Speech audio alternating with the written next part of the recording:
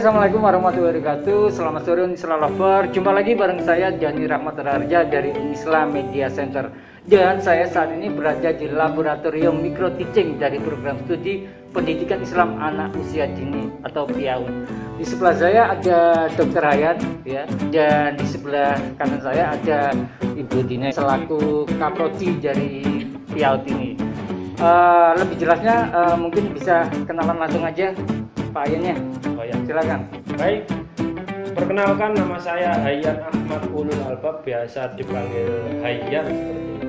Jadi saya dosen tetap program studi pendidikan Islam anak usia dini. Berikut, terima kasih. Monggo Bu Dina, silakan diperkenalkan. Terima kasih. Saya Taudina Alfati, biasanya orangnya dipanggil Bu Dina ya. Saya di sini sebagai ketua program studi pendidikan Islam Indonesia. Unisla Lover, sebelum kita ngobrol-ngobrol bersama Pak Ayan dan juga Ibu Dina, seperti Unisla Lover lihat di sini ada banyak sekali properti, namanya saja Laboratorium Micro Teaching Pendidikan Islam Anak Usia Dini. Jadi properti di sini, mainan-mainan di sini seperti Unisla Lover lihat adalah hasil karya dari mahasiswa-mahasiswa dari program studi PIAUD. Nah, sebelum kita ngobrol tentang program studi PIAUD, kebetulan ini adalah Dr. Ryan yang baru saja meraih gelar doktornya beberapa hari kemarin. Kita ngobrol-ngobrol sedikit tentang disertasinya karena saya tertarik sekali dengan judul disertasinya, yaitu tentang pembelajaran siswa autis. Kita akan coba mengulik seperti apa sih disertasinya secara lebih detail.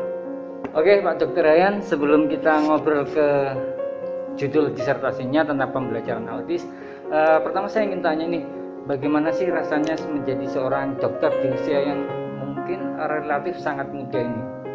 Baik, untuk rasanya mungkin saya tidak bisa menceritakan langsung lebih detail atau bagaimana, tetapi pada intinya saya sangat berterima kasih tentunya yang pertama kepada kedua orang tua saya, dan yang kedua yaitu doa dari banyak orang sehingga disertasi saya atau pendidikan terakhir saya bisa terselesaikan dengan waktu yang sudah ditentukan, yaitu selama 3 tahun. Ini kan judul disertasinya tentang pembelajaran anak autis. Saya tertarik sekali, ini motivasinya apa memilih judul tentang itu? Baik, yang pertama itu dimulai pada tahun sekitar 2011. Jadi pada saat itu saya sedang melakukan praktek lapangan. Di situ saya melihat bahwasanya di tiap-tiap kelas, di kelasnya itu kelas di SMP kelas 8, di tiap kelasnya itu ada satu orang yang berkebutuhan khusus. Tentunya kebutuhan khususnya itu anaknya anak autis. Di dalam kelas tersebut memang mereka sudah dikhususkan di kelas inklusi, tetapi dalam hal kenyataannya, prakteknya mereka belum benar-benar diakomodir secara baik. Jadi adanya siswa autis di dalam kelas itu seperti tidak adanya. Seperti itu. Ini kan pembelajaran untuk siswa autis dikorelasikan dengan pendidikan Islamnya. Ya. Itu kira-kira pembelajarannya seperti apa, Pak? Untuk pembelajarannya, untuk siswa autis tentunya kita harus melihat kadar berat ringan atau mereka itu sudah bisa diajak untuk berkomunikasi. Tentunya siswa autis ini mereka yang sudah bisa diajak berkomunikasi, sudah bisa diajak untuk berinteraksi, itu kognitifnya akan bertambah. Dari itulah pembelajaran pendidikan agama Islam untuk siswa autisnya itu hanya bisa diterapkan dengan pembiasaan. Pembiasaannya seperti apa? Pembiasaannya itu seperti melaksanakan sholat. Sholatnya hanya dalam taraf pembiasaan, bukan sampai ke doanya takbiratul ikhram atau pada waktu takbiratul ikhram itu doanya apa, Fatihahnya seperti apa. Tidak sampai situ. Hanya sekedar pembiasaan. Siswa autis ini bisa sholat. Siswa autis ini bisa mengerti urutan-urutan wudhu. Jadi masih tahap pembiasaan seperti itu. ketika menjalani sebuah penelitiannya, ya penelitian di mana Pak ya? Untuk yang saya ini penelitiannya di UPT Layanan Pendidikan ABK Kota Malang. Oke, ketika mengadakan penelitian, pengumpulan data, observasi atau apapun itu, ada nggak hambatan-hambatan atau kendala atau tantangan seperti apa ketika mengadakan itu? Untuk tantangannya kita harus berusaha sekuat mungkin, karena untuk melakukan penelitian di sana atau untuk menggali datanya, kita harus benar-benar mempunyai hati sayang kepada siswa autis atau anak-anak yang dalam hal ini mengalami gangguan yang sekarang dialami dengan namanya autis. Jadi kita pertama harus mencintai, karena ketika kita tidak mencintai siswa kita yang berkebutuhan khusus, maka penelitian itu akan sangat berat seperti itu. Oke, sebelum kita lanjut ke Pak Ayan lagi, kita berpindah dulu, geser ke Bu Dina, ya, biar tidak merasa dikacangin lapor ya. Gini Bu Dina, saya mau tanya, ketika panjenengan kan kaprodi dari PIAUD ini, ketika ada salah satu dosennya telah berhasil menyelesaikan program dokternya, itu perasaannya seperti apa, gimana? Ya, Bapak Ayan ini kan salah satu dosen atau pertama dosen dari PIAUD yang menyelesaikan program studi S3. Jadi nggak tanggung-tanggung, apalagi dia S3-nya itu beliaunya itu dapat beasiswa kan, dapat beasiswa dari Kementerian. Jadi justru kita sebagai bukan cuma saya yakin juga teman-teman yang ada di PIAUD ini juga bangga dengan hasil prestasinya Pak Ayan, apalagi dengan IPK yang dia dapat itu kumlot ya Pak ya, 3, berapa Pak Ayan? 3,82 itu sangat-sangat kita sangat-sangat mengapresiasi, sehingga kenapa saat pertama kali Pak Ayan ujian, mulai dari ujian kelayakan, ujian tertutup sampai ujian terbuka, teman-teman ini semuanya mensupport gitu, karena ini adalah dokter pertama kita dan harus kita support, harus kita apresiasi gitu yang ada di program studi. Kemarin disertasinya sudah selesai, metodenya sudah tersusun dengan baik. Rencana untuk ke PIAUD-nya ini seperti apa? Ya, dari saya baca sekilas dari disertasinya Pak Ayan beserta juga hasil dari ujiannya, sebenarnya sih ada hubungan dengan program studi PIAUD kita. Di program studi PIAUD di sini kita ada yang namanya mata kuliah asesmen anak berkebutuhan khusus. Ya, jadi di sini anak berkebutuhan khusus itu tadi yang meliputi anak autis ya, mulai dari anak autis. Jadi itu sangat-sangat kita berguna, gimana sih kita untuk mengatasi, gimana kita untuk membantu anak dalam mengatasi permasalahan. Kalau kita pikir sebenarnya anak berkebutuhan khusus atau anak autis itu adalah mereka yang istimewa ya Pak Ayan ya, mereka yang istimewa, hanya saja mereka mempunyai keterbatasan, yaitu mereka harus lebih sering kita asah. Jadi itu sangat-sangat sinkron sekali dengan mata kuliah kita yang namanya dengan asesmen anak berkebutuhan khusus. Oke, Unisra Lover, kita kembali lagi ke Pak Ayan. Begini Pak, kan untuk siswa autis itu seringkali masyarakat itu memandangnya dengan cara yang berbeda, dengan cara yang gimana, dan seringkali mereka merasa terisolir, terpinggirkan. Itu seperti apa tanggapannya Pak?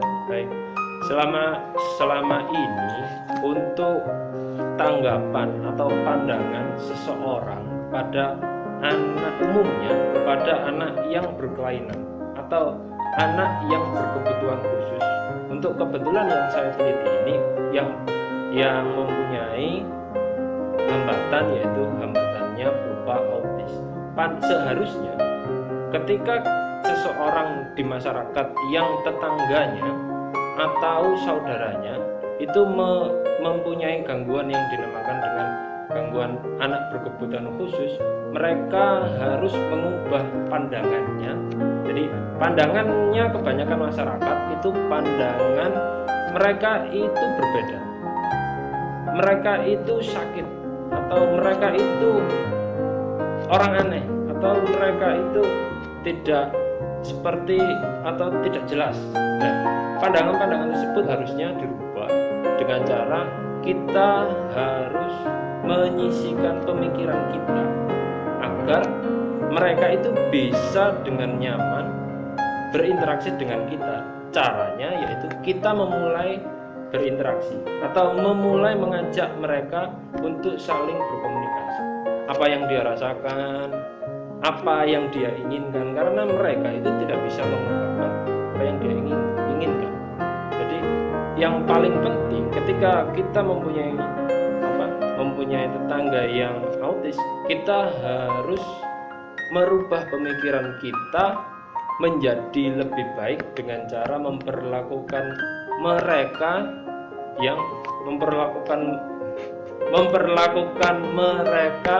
dengan istimewa, bukan membiarkan mereka ketika mereka autis ya biarkan saja, jangan.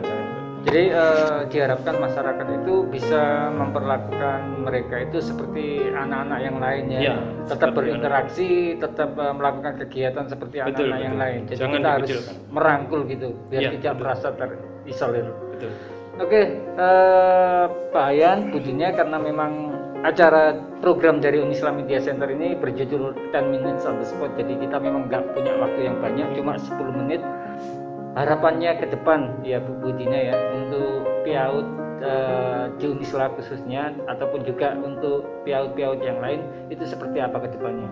Oh ya, harapan saya di sini ke depannya ini bukan hanya untuk PIAUD Unisla tetapi untuk masyarakat luas yang memandang bahwasanya program studi pendidikan anak usia dini atau yang pendidikan Islam anak usia dini itu hanya mengajari tepuk-tepuk sama bernyanyi, biasa rata-ratanya seperti itu Pak. Tapi sebenarnya kita di sini kita mempelajari bagaimana cara kita mengembangkan kemampuan anak, yaitu aspek nilai moral agama, kognitif, fisik motorik, bahasa, dan sosial emosional itu semuanya kita kembangkan. Dan juga kalau kita lihat bahwasanya di masyarakat itu tidak ada yang namanya sekolah inklusi untuk TK, KB dan teman-temannya itu tidak ada. Tetapi yang ada adalah TK semi inklusi. Kita semua merangkul ya. Jadi makanya kenapa saya bilang disertasinya Pak Ayan cocok untuk kita. Karena kita di sini kita merangkul semua aspek, entah itu dia normal, entah itu dia istimewa, entah itu dia autis, entah dia itu hiperaktif, semua kita rangkul. Semuanya wajib mendapatkan bagaimana mendapatkan stimulasi untuk mengembangkan masing-masing aspek. Oke, terima kasih Bu Dina. Dan terakhir untuk Pak Ayannya, harapannya juga ini untuk kedepannya untuk masyarakat yang sesuai dengan penelitian yang diambil itu seperti apa? Harapannya ketika guru pendidikan Islam anak usia dini atau guru TK ketika berhadapan dengan anak berkebutuhan khusus, mereka bisa menangani dengan cepat. Jadi mereka tidak hanya bisa mengajar siswa TK tepuk-tepuk dan bernyanyi, tapi ketika mempunyai murid yang berkebutuhan khusus, mereka bisa memperlakukan dengan layak. Kemudian yang kedua, harapan untuk masyarakat banyak bahwasanya siswa yang berkebutuhan khusus, khususnya siswa autis, mereka harus mendapatkan penanganan sejak dini dan mereka harus mempunyai support. Support yang pertama itu dari keluarganya, support yang kedua dari gurunya, support yang ketiga dari lingkungannya. Ketika tidak ada support yang ketiga ini, mereka pasti tidak akan bisa berkembang meskipun sudah bergaul dengan teman sebayanya. Meskipun bergaul, mereka pasti akan dikucilkan. Nah, pandangan yang seperti ini harusnya dirubah mulai dari sekarang. Seperti itu. Terima kasih Pak Ayan, terima kasih Bu Dina atas waktunya. Dan sebelum saya akhiri perbincangan ini, mungkin di PIAUD ada jelil atau apa? Jadi di PIAUD ini kita punya